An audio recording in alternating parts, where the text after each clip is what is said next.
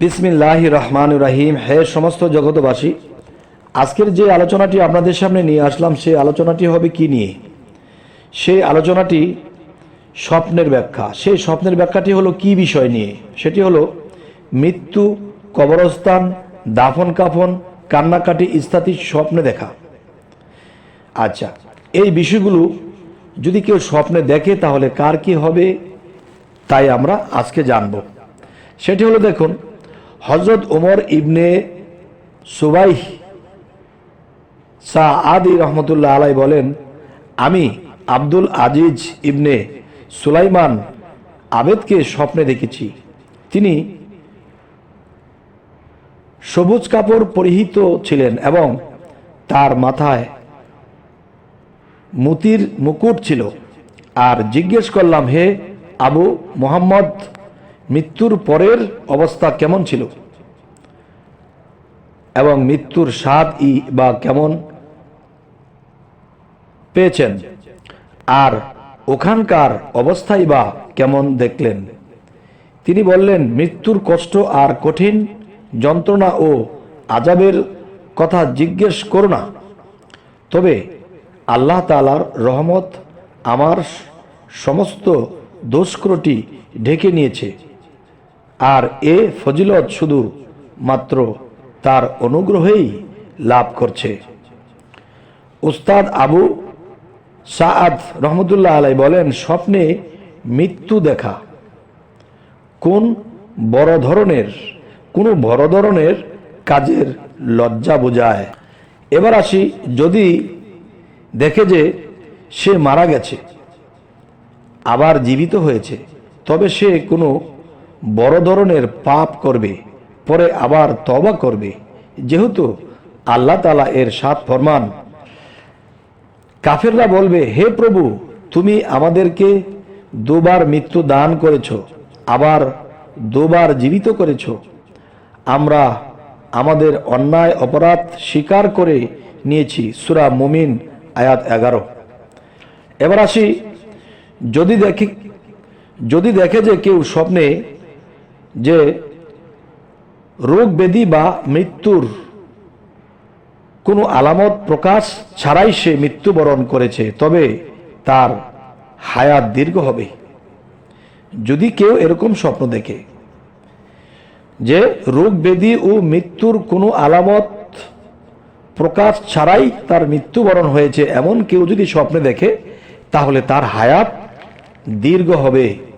আচ্ছা, তো এবার আসি, যদি কেউ স্বপ্নে দেখে যে সে মৃত্যুবরণ করবে এবং মৃত্যুবরণ করবে না, তবে তার মৃত্যুর ঘনিয়ে এসেছে।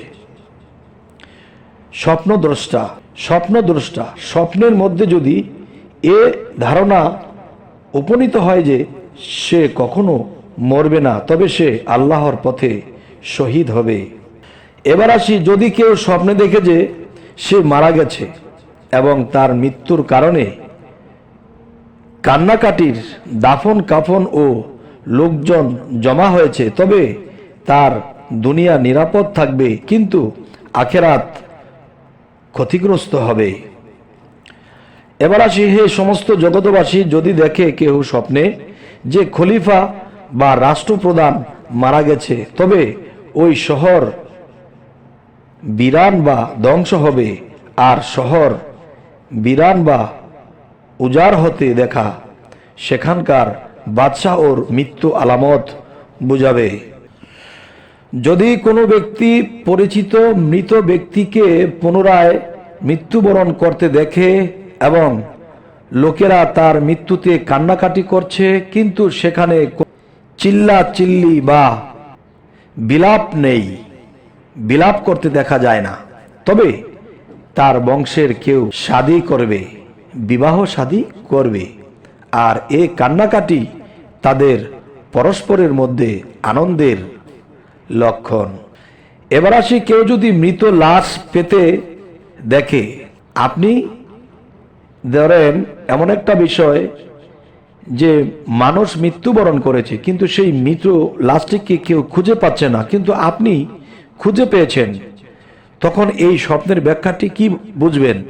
সে দুনিয়ার সম্পদ লাভ করবে, কেননা হাদিস শরীফে দুনিয়াকে লাশের সাথে তুলনা করা হয়েছে।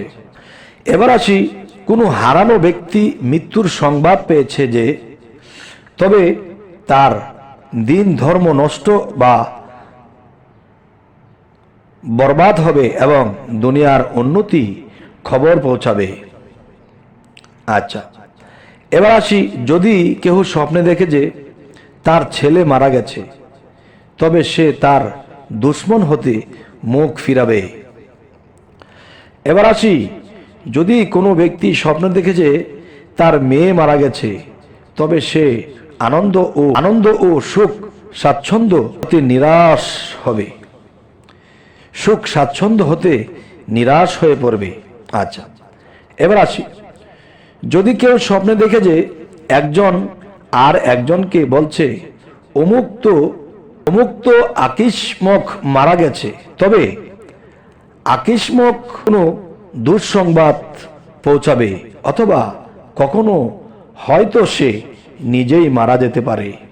এবার আসি, যদি কোনো গর্বিত মহিলা দেখে স্বপ্নে সে মৃত্যুবরণ করেছে ও তার লাশ বহন করা হচ্ছে, আর লোকেরা বিলাপ ছাড়াই তার জন্য কান্নাকাটি করছে, তবে সে ছেলে জন্ম দেবে এবং তাতে আনন্দিত হবে।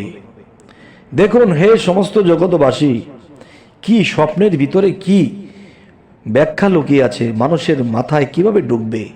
এই জন্য আমাদের এই সম্পূর্ণ চ্যানেলটি আপনারা দেখুন, ইনশাআল্লাহ স্বপ্নের ব্যাখ্যায় আপনারা পারদর্শী হয়ে যেতে পারবেন ইনশাআল্লাহ, যদি আল্লাহ চাইতো, বাকি আপনার চেষ্টা।